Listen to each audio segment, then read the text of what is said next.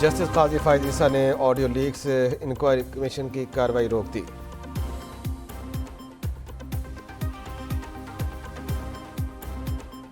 28 مئی پاکستان کے 7ویں ایٹمی طاقت بننے کا دن۔ پاکستان میں آج یوم تکبیر جوش و خروش سے منایا جا رہا ہے۔ 1998 میں آج ہی کے روز بھارتی دھماکوں کے جواب میں کامیاب تجربات کیے گئے۔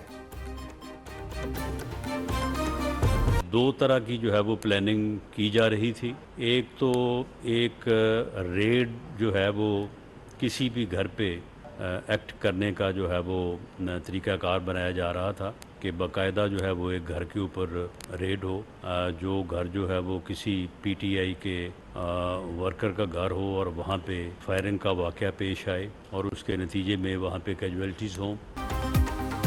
خفیہ ایجنسیوں نے ایک ہی گفتگو پکڑی ہے۔ دو طرح کی منصوبہ بندی کی جا رہی تھی۔ گفتگو میں کرداروں کو بھی واچ کیا گیا۔ منصوبہ بنایا جا رہا تھا کہ کسی پی ٹی آئی رہنما کے گھر پر فائرنگ ہو۔ آڈیو میں پولیس کی جانب سے زیادتی کا جعلی ڈرامہ رچانے کی پلاننگ کی گئی۔ واقعے کو انٹرنیشنل میڈیا میں اچھالنے کی پلاننگ بھی کی گئی۔ وفاقی وزیر داخلہ رانا ثناء اللہ کی فیصل آباد میں پریس کانفرنس، بولے عمرانی ٹولے نے شہداء کے خاندانوں کو دکھ سے دوچار کیا۔ اس ٹولے کو شہداء کی قربانیوں کا کوئی پاس نہیں۔ عزائم میں ناکامی کے بعد گھٹیا ڈرامہ رچانے کی کوشش کی۔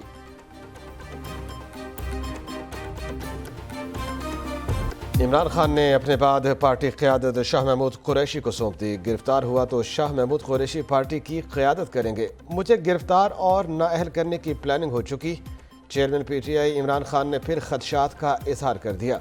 لاہور میں سینئر صحافیوں سے گفتگو میں کہا، جو لوگ چھوڑ کر جا رہے ہیں کچھ مجبور اور کچھ بے نقاب ہوئے۔ وقت جلد تبدیل ہونے والا ہے، بڑے سرپرائز دوں گا۔ صدر عارف علوی آئین کے مطابق کام کریں گے۔ موجودہ حکومت نے ملک کی معیشت کو تباہ کر دیا۔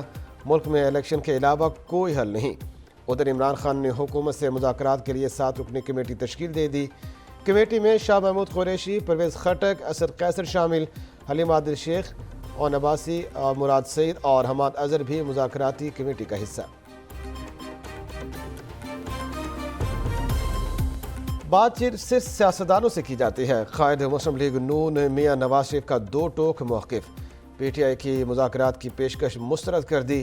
ٹویٹ کیا، شہداء کی یادگاروں کو جلانے والے، ملک کو آگ لگانے والے دہشت گردوں اور تخریب کاروں کے گروہ سے کسی قسم کی کوئی بات چیت نہیں ہوگی۔ وزیر اطلاعات مریم اورنگزیب کہتی ہیں، خان صاحب یہ مذاکرات نہیں، این آر او کی اپیل ہے۔ ریاست پر حملہ کرنے والوں کو سزا دی جاتی ہے، مذاکرات نہیں کیے جاتے۔ جی ایچ کیو قومی امارات اور فخر کی علامات پر حملہ کرنے والوں سے مذاکرات نہیں ہوتے۔ ریت کی طرح جماعت بکھرنے کے بعد مذاکرات یاد آ گئے۔ میں یہ کہتا رہا ہوں کہ یہ ایک فتنہ ہے، اور اگر قوم نے اس کا ادراک اور اس کی شناخت نہ کی تو یہ اس قوم کو کسی حادثے سے دوچار کر دے گا۔ یہ فتنہ جو ہے، اس سے پہلے کہ یہ ملک کو کسی حادثے سے دوچار کرتا، اس نے اپنی جماعت کو ہی جو ہے وہ حادثے سے دوچار کر دیا۔ عمران خان کہتا تھا، مخالفین سے کسی صورت بات نہیں کروں گا، اب کہتا ہے جلدی مذاکرات کرو، میں تیار ہوں۔ سندھ کے گورنر نے 13 دن جیل کاٹنے کے بعد سیاست چھوڑ دی۔ روز ٹی وی پر آ کر سیاست سے علیحدہ ہو رہے ہیں۔ ان کو ڈر ہے جو تباہی کی ان مقدمات میں کہیں سزا نہ ہو جائے۔ وزیر داخلہ رانا ثناء اللہ کا فیصل آباد میں عوامی اجتماع سے خطاب، کہا انہیں گرفتاری کے 1 ماہ بعد عدالت میں پیش کیا گیا۔ ان پر دھوپ آئی تو ایک ایک کر کے اللہ حافظ کہہ رہے ہیں۔ محبت اور رواداری آگے بڑھتی ہے، تکبر غرق ہوتا ہے۔ عمران خان اپنی پھیلائی نفرت کا خود شکار ہو گیا۔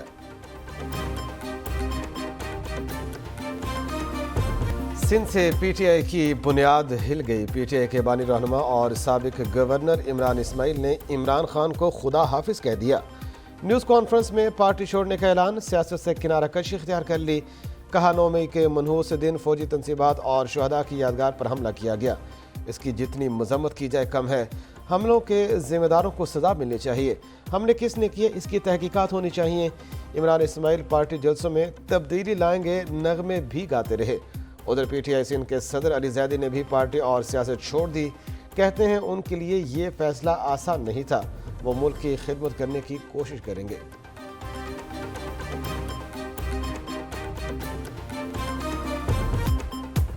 عمران خان کی پارٹی کو ریورس گیئر لگ گیا۔ ایک کے بعد ایک کپتان کا پویلین خالی ہونے لگا۔ اسلام آباد سے پی ٹی آئی رہنما ہاشم ڈوگر، رائے تیمور بھٹی، چودھری اخلاق، محمود تارڑ اور دیگر نے پارٹی چھوڑ دی۔ نیوز کانفرنس میں ہاشم ڈوگر نے کہا، پاک فوج اور ادارے ہمارے لیے ریڈ لائن ہے۔ 9 مئی کے ذمہ داروں کو سزا ملنی چاہیے۔ سابق ایم این اے راجہ خرم نواز اور سابق وفاقی وزیر خسرو بختیار نے بھی پارٹی سے راہیں جدا کر لیں۔ سابق رکن اسمبلی شوکت علی، سابق صوبائی وزیر اختر ملک اور میاں طارق عبداللہ بھی تحریک انصاف سے علیحدہ ہو گئے۔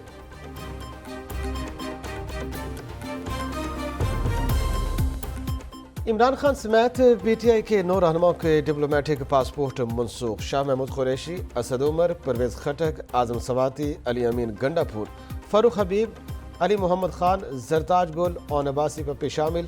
سابق وزیر داخلہ شیخ رشید کا بھی ڈپلومیٹک پاسپورٹ منسوخ۔ پاسپورٹ آفس نے پاکستان اور بیرون ملک دفاتر کو آگاہ کر دیا۔ پی ٹی آئی رہنماؤں کے نام پہلے ہی نو فلائی زون لسٹ میں شامل ہیں۔ وزیر داخلہ رانا ثناء اللہ کہتے ہیں، سابق کابینہ ارکان نے 1 سال گزرنے کے باوجود پاسپورٹ واپس جمع نہیں کرائے۔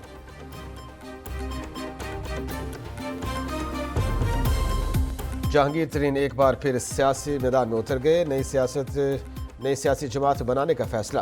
لاہور میں ڈیرے لگا لیے۔ جہانگیر ترین کے پی ٹی آئی چھوڑنے والوں کے ساتھ رابطوں میں تیزی۔ تحریک انصاف کے سابق رہنما فواد چودھری کا جہانگیر خان ترین سے رابطہ۔ سیاسی صورتحال پر تبادلہ خیال کیا گیا۔ آئندہ کے سیاسی لائحہ عمل پر بھی مشاورت۔ دوسری طرف فواد چودھری نے کسی دوسری پارٹی میں جانے کی تردید کر دی۔ ٹویٹ کیا، پہلے کہہ چکا ہوں کہ سیاست سے بریک لے رہا ہوں، فی الحال سیاست کرنے کا کوئی ارادہ نہیں۔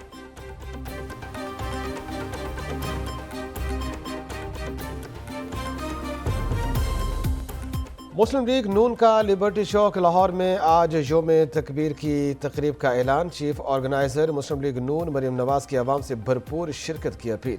ٹویٹ کیا، برائے مہربانی اس دن کو منانے کے لیے ان کے ساتھ شامل ہوں۔ اس دن پاکستان کا دفاع ناقابل تسخیر ہوا۔ پاکستان زندہ باد۔ سپریم کورٹ کا حکم، آڈیو لیک سے انکوائری کمیشن کی کارروائی روک دی گئی۔ جسٹس قاضی فائد عیسیٰ نے ریمارکس دیے، جج کو پیسے دینے کی بات ہو رہی ہے مگر تحقیقات پر سٹے آ جاتا ہے۔ ججز کے بارے میں آڈیوز آئیں تو تحقیقات ہونی چاہیے۔ مجھے کوئی مرضی کے فیصلے کے لیے رقم آفر کرے تو کیا یہ گفتگو بھی پرائیویسی میں آئے گی؟ پرائیویسی کے آڑ میں کیا کسی الزام کی تحقیقات نہیں ہونی چاہیے؟ سپریم کورٹ کم از کم کمیشن کو نوٹس جاری کر کے موقف ہی سن لیتی۔ سپریم کورٹ کے حکم کے ہوتے ہوئے ہم کچھ نہیں کر سکتے۔ ہم صرف اللہ کے غلام ہیں اور کسی کے نہیں۔ دوسروں کی عزت ہے تو ہماری بھی ہونی چاہیے۔ آڈیو لیک سے انکوائری کمیشن کی کارروائی رکنے پر متعلقہ سامان واپس بھجوا دیا گیا۔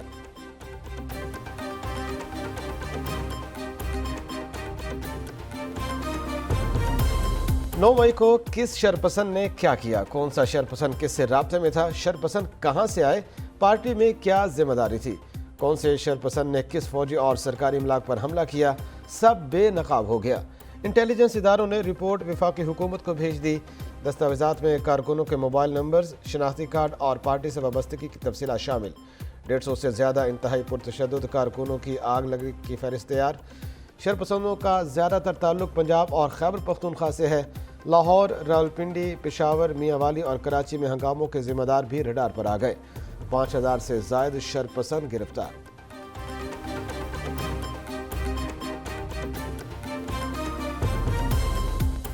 اسلام آباد اور راولپنڈی میں پی ٹی آئی رہنماؤں کے خلاف بینرز لگے۔ بینرز پر رہنماؤں کی تصاویر کے ساتھ نعرے بھی درج۔ بینرز اسلام آباد کچہری چوک روڈ اور اے ٹی سی کے باہر آویزاں ہیں۔ راولپنڈی تھانہ سول لائن کی حدود کچہری چوک میں بھی بینرز لگے ہیں۔ Banners per P T I کی سابق کابینہ کے 21 اراکین کی تصاویر آویزاں ہیں۔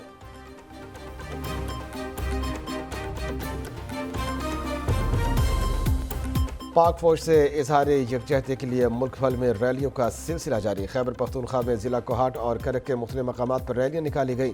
بلوچستان میں نوشکی، خسدار، کوہلو اور ڈیرہ جمالی میں بھی فوج کے حق میں ریلیاں۔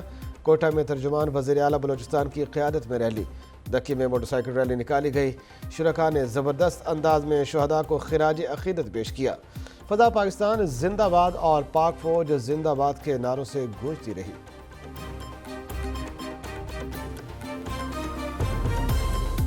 مقبوضہ کشمیر میں ہزاروں مظاہرے ہوتے ہیں لیکن آج تک کسی نے شہداء کی یادگار نہیں جلائی۔ حریت رہنما یاسین ملک کی اہلیہ مشال ملک کی جناح ہاؤس دورے کے موقع پر میڈیا سے گفتگو۔ کہا، جن لوگوں نے بھی یہ کیا ہے نہایت افسوسناک بات ہے۔ محاصرہ کرنا ہی تھا تو بھارتی ہائی کمیشن کا کرتے. پاکستان میں جو کچھ کیا گیا اس پر بھارتی میڈیا خوشیاں منا رہا ہے.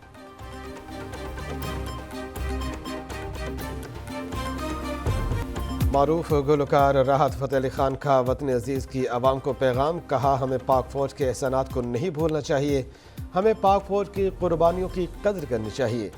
فوج کا دشمن پاکستان کا دشمن ہے. گلگت بلتستان میں خانہ بدوشوں پر آفت ٹوٹ پڑی. برفانی تودہ گرنے سے 11 افراد جاں بحق, 13 زخمی ہو گئے. افسوسناک حادثہ استور میں پیش آیا. پاک فوج اور سول انتظامیہ کی امدادی کارروائیاں جاری. 8 افراد کی لاشیں نکال لی گئیں. زخمیوں میں سے 12 افراد کی حالت تشویشناک.